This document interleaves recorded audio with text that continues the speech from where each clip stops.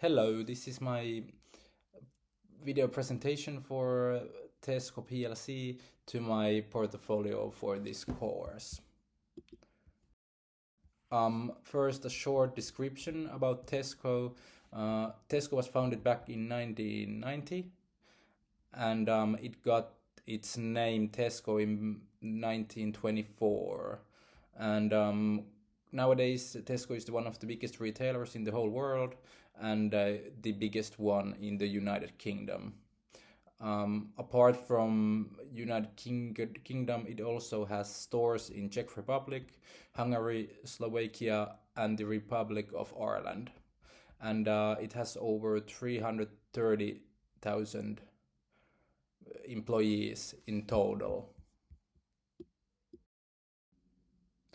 Booker Group is one of the subsidiaries of Tesco, and it merged with Tesco back in 2018.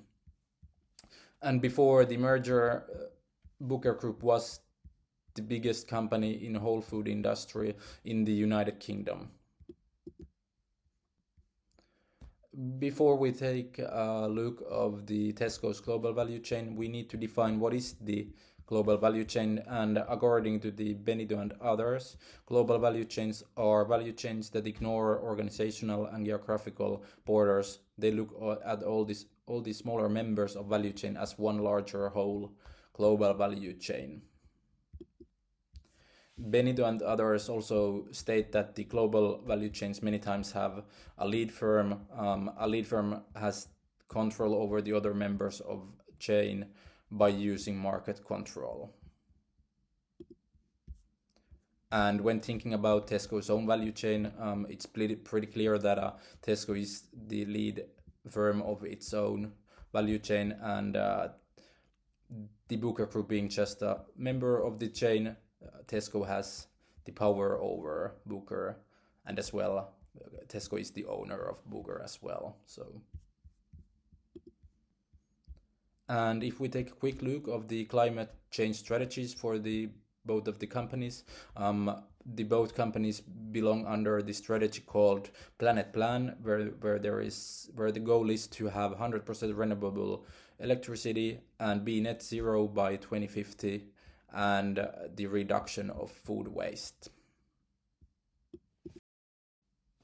In this section, we're going to take a look of the institutional theory, and the first event that I picked for the portfolio was Brexit.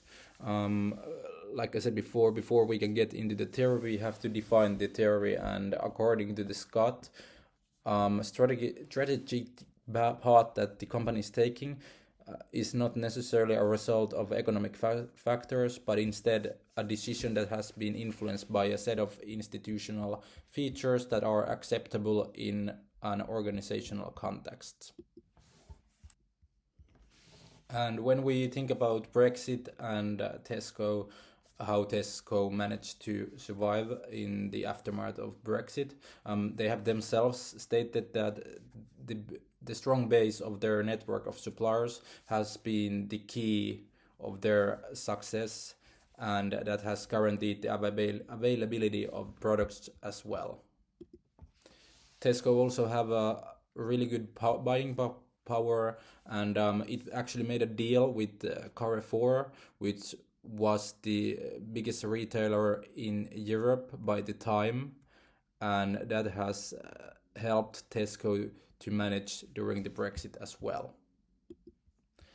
And if we think about the event, there can be seen two different influences from the institutional theory. The first being the regulatory negotiation. Brexit changed a lot of the ways how business was done between the UK and the EU, and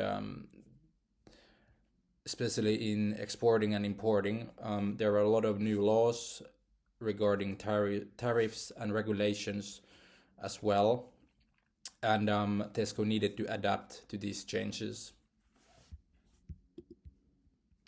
The other feature from institutional theory is the cognitive influence. So what used to be normal before Brexit was the world without tariffs and new customs, before any new laws or regulations. And after the Brexit, there was a new world with increased prices and almost a completely new legalization, and all of those together made the business much harder. So in this section, we're gonna take a look of dynamic capabilities of Tesco. But as always, before we can get into the business, we need to define the theory first. And according to TEAS, the dynamic capabilities are sets of activities which can help companies to act after mistakes have been made or at surprising moments. Dynamic capabilities can be divided into the four different groups, which are sensing, sense making, sizing, and transforming activities. And two out of these four can be seen in Tesco's case. The first set of capabilities are sizing capabilities. Sizing activities are ways of producing value to customers. A company needs to be ready to offer unique or at least different kind of value to its customers, and this value that is produced can be taken into the advantage in these changing surroundings. And if we look at the Tesco's case, in Tesco's competitive advantage, it shows up in the changing range of different type of store formats, and also the development of different strategies for different services. For example, the termination of brand guarantee scheme, and after that focusing on the offerings of cheaper products. And the second set of capabilities are transforming capabilities. Transforming capabilities are linked to the organizational change, especially if a new business model or strategy is in conflict with the old one, and organizational changes are required to solve it. Transforming capabilities also take smaller changes into account. And in Tesco's case, in 2014, Tesco went through an accounting scandal where Tesco had reported greater profits than in reality, and the amount was over 263 million British pounds.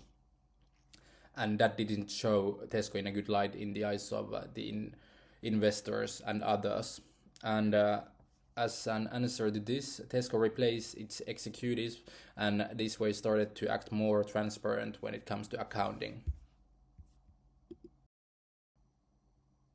And at last, but not the least, since we started with the first event, that was the subsidiary Booker Group, the last event will be the Tesco's merger with Booker Group through the resource dependence theory.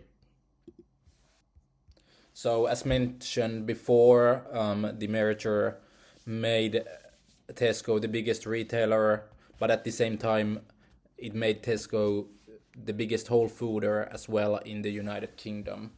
And the merger was published on 21st of July 2017, and the deal that was done was worth over 3.7 billion British pounds. And that we can analyze this event with the theory, we still have to define the theory, and according to Hillman and others, resource dependence theory is one of the most relevant theories in category of organizational theories, and its main thought is the influence of external features to organizations' behavior and strategies. So if we look at the theory and what I just said, the external features have the influence to the behavior of our organization. So in Tesco's case, we can say that the reason for the merger was Tesco's dependency. And the reasons behind the dependency were the loss of customers, because by the time around 2017, 2018, millions of customers had left Tesco and moved to the Aldi and Lidl to do their shopping. And also, due to the loss of customers, Tesco needed a new supply channel, and through the merger, it got the new supply channel, which was the whole food industry, and it at the same time it became the biggest whole fooder in the whole United Kingdom.